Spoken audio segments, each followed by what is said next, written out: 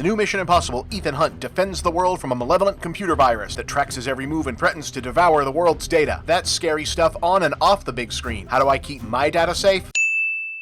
That's right, NordVPN. You can learn more and try the NordVPN 2-year plan plus 4 months extra by going to nordvpn.com/moviebob or follow the link in the description. Risk-free with Nord's 30-day money-back guarantee. VPNs help you, your PC, your workstation, your tablet, your whatever. I'm an old guy, we just called it the computer. Be in more than one place at one time, even if you're not. In an age where more and more content is getting restricted, siloed, or censored, NordVPN is all about making the internet more free and letting you see and share more information. The way the web ought to be. Like I said, check it out for yourself and see what you might have been missing. Click the link in the description or go to nordvpn.com/moviebob to get the NordVPN 2-year plan plus 4 months extra risk-free with Nord's 30-day money-back guarantee. And now, on to the show.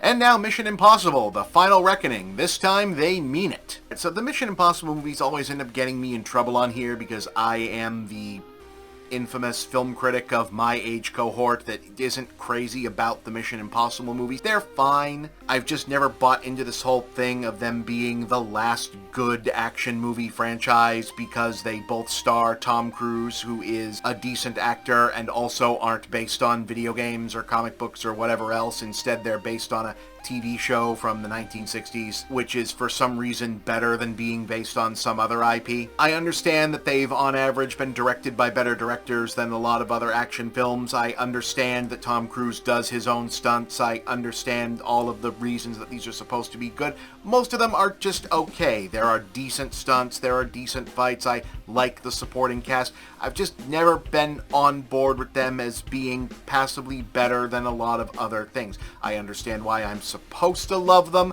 I just kind of like them to a certain extent.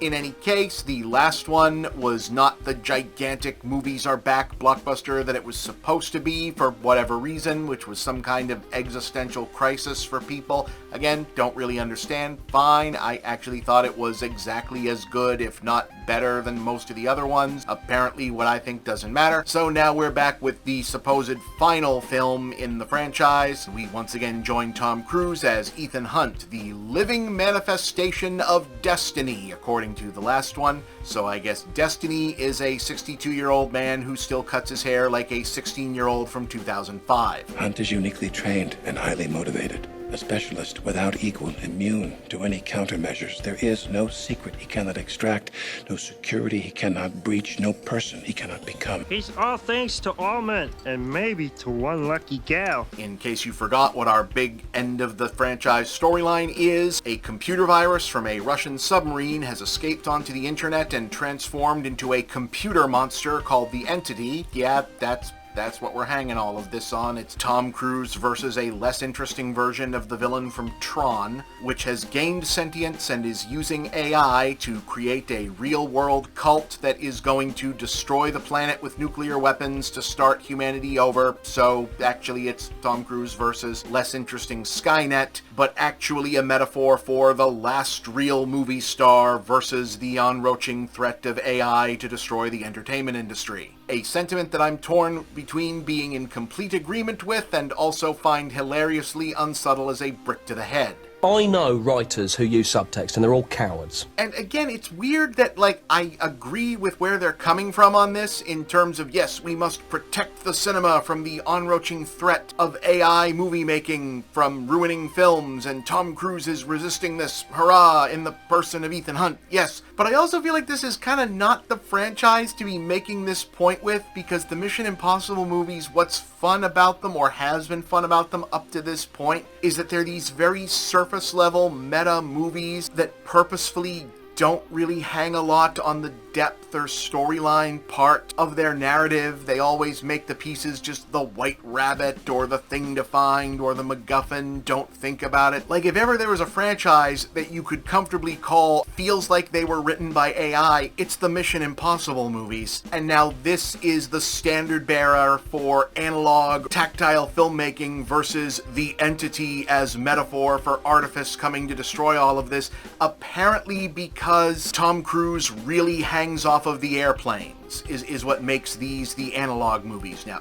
Okay, I guess. But like the stuff AI is threatening to destroy in movies is like below the line effects workers and such, not so much the threat of Tom Cruise no longer getting to hang off a plane if he wants to. Ironically, that meta-ness of the movies not really having specific continuum between pieces and plot points also goes out the window in this one, because they've had to decide this is now the last one, we mean it, we sense that the audience is kind of done with this now. So a lot of the place-to-place, plot point-to-plot point business in this one, when it's not doing the admittedly still very good action scenes of we need to cut the wire, we need to move the thing into the place, do the fight scene, the countdown clock is going, that is every action scene and suspense sequence and escape room bit in this, all of which are very well done, is now premised around revealing that the entity and everything that it's doing is actually made of pieces of all of the different previously unidentified MacGuffins, White Rabbits,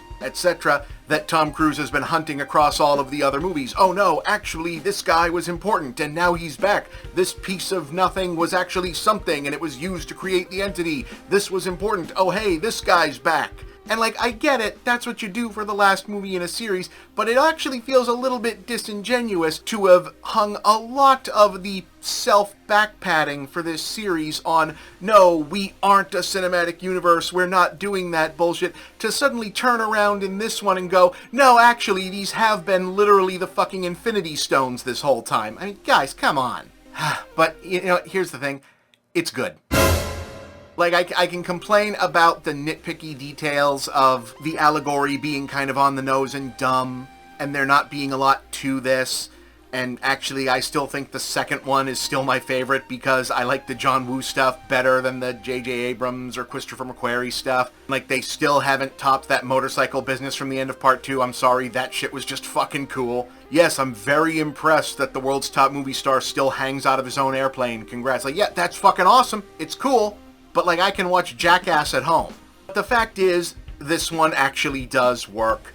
They really have assembled a good supporting cast. They use them very well here. Most of your favorites who can come back do come back. Tom Cruise is actually really good at this. There is no actor of his age who looks more cool running his ass off through places, and he runs his ass off through a lot of places. There's two big set piece, hey, look what Tom Cruise can do scenes in this. One of them is like an escape room bit in a submarine, which is a little tiresome because they already tell you up front what he has to do to get out of this, so you're just kind of waiting for him to do it. And he's like, okay, yeah, that's cool. But there's a banger with 2 airplanes where what he has to do to use one airplane shows you how the airplane works, so then you know what he's doing in the next one. I'm like, okay, that is a fucking great constructed action scene. That is exactly how one of those should do. It's like the best kind of old-fashioned, piece-by-piece, methodical fight action climax. Good stuff. Like, I was just like, yes, that is...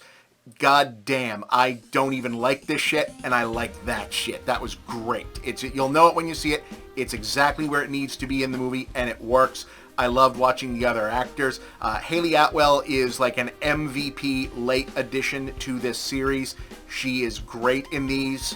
So underused by multiple other movies, and she's good here. The human villain who has to kind of stand in because these movies to the end are not willing to be as over the top as they want, so Tom Cruise won't actually fight a computer, so they have to give him like a real guy to fight in the place of the entity. Is kind of a wash. He's fine. Isai Morales plays him and he's okay in these. He's a good actor, but they don't really give him anything to do here other than be the guy Tom Cruise has to talk to, but he's fine. I do like that since this has to be a geopolitical thriller about nukes going off, they have to have, like, scenes of whether or not they're going to launch nukes. Angela Bassett shows up playing the president, and she's this, like, classy, smart person coming into the room with all of this gravitas. And you have to remember, it's like, oh, yeah, right, movies are still doing this thing where you have to take that seriously. And out here in the real world, like, the last 3 presidents have been a blathering reality TV clown, an old dude who was asleep, and then the reality TV clown again. And it's like, God, does this still work? There's like people who are like almost adults who don't remember a world where we had good presidents. It was pretty great, guys. Actually, it was pretty great. But yeah, this is fine. I don't know that it's wonderful.